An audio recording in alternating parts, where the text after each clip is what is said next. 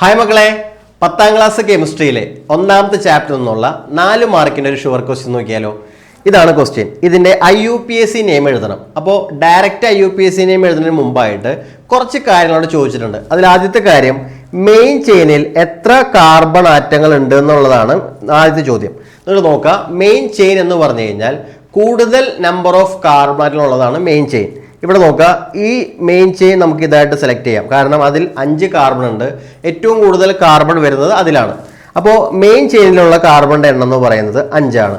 അതിന് മാത്രം നമുക്ക് എന്ത് കിട്ടും? 1 മാർക്ക് കിട്ടും. ഇനി അതിൽ പെടാത്ത ആൾ നമ്മൾ എന്തായിട്ട് കൊടുക്കണം? ബ്രാഞ്ച് ആയിട്ട് എടുക്കുകയും വേണം. ഇനി അടുത്ത ക്വസ്റ്റ്യൻ എന്താ? വേഡ് റൂട്ട് എന്താണ്? 5 കാർബൺ വന്നാൽ വേഡ് റൂട്ട് എന്ന് പറഞ്ഞാൽ പെന്റ് എന്നാണ്. സഫിക്സ് ആയിട്ട് എല്ലാം സിംഗിൾ ബോണ്ട് അല്ലേ? അപ്പോൾ സഫിക്സ് ആയിട്ട് എന്ത് ചേർക്കണം? എയിൻ എന്ന് ചേർക്കണം. ഇവിടുത്തെ ബ്രാഞ്ച് അഥവാ ആൽക്കൈൽ ഗ്രൂപ്പ് എന്ന് പറയുന്നത് ഇതാണ്. ഈ ബ്രാഞ്ച് CH3 എന്ന് പറഞ്ഞു കഴിഞ്ഞാൽ ബ്രാഞ്ചിന്റെ പേര് എന്താണ്?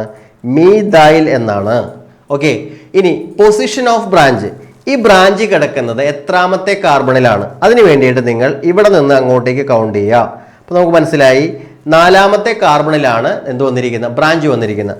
തിരികെ ഇങ്ങോട്ടേക്ക് നമ്പർ ചെയ്യുക. അപ്പോൾ നമുക്ക് മനസ്സിലായി 2ാമത്തെ കാർബണിലാണ് ബ്രാഞ്ച് വന്നിരിക്കുന്നത്. അപ്പോൾ ആ 2 രീതിയിലും കൗണ്ട് ചെയ്യുമ്പോൾ ചെറിയ നമ്പർ വേണം ബ്രാഞ്ചിന്റെ പൊസിഷൻ നമ്പറായിട്ട് കൊടുക്കാനായിട്ട്.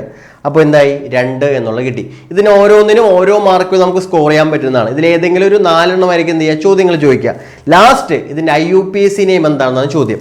IUPAC നെയിം എഴുതാനായിട്ട് ഒരു ഓർഡർ ഉണ്ട്. ആ ഓർഡർ എന്ന് പറയുന്നത് ആദ്യം പൊസിഷൻ നമ്പർ ഓഫ് ബ്രാഞ്ചിന്റെ സ്ഥാനസംഖ്യ 2 ആണ്. 2 എഴുതി. എന്നിട്ടൊരു ഹൈഫൺ ഇടണം. ഹൈഫൺ ഇട്ടു. അടുത്തത് നെയിം ഓഫ് ബ്രാഞ്ച് അല്ലെങ്കിൽ ആൽക്കൈൽ ഗ്രൂപ്പ്. അത് നമുക്ക് ഓൾറെഡി ഇവിടെ നിന്ന് കിട്ടി, മീഥൈൽ എന്നാണ്. അപ്പോൾ 2 മീഥൈൽ എന്ന് വന്നു. അത് കഴിഞ്ഞിട്ട് വേഡ് റൂട്ട്, അത് നമുക്കറിയാം എന്താണ്? പെന്റ് എന്നാണ്. ലാസ്റ്റ് സഫിക്സ് ആയിട്ട് എയിൻ ചേർത്താൽ പേരായി. അപ്പം ഇത്രയും കാര്യങ്ങൾ ഉൾപ്പെടുത്തി ഒരു 4 മാർക്കിന്റെ ഭാഗത്ത് ഈ ചോദ്യങ്ങൾ വരാൻ സാധ്യതയുണ്ട്. നന്നായിട്ട് പഠിക്കുക. ഓക്കെ.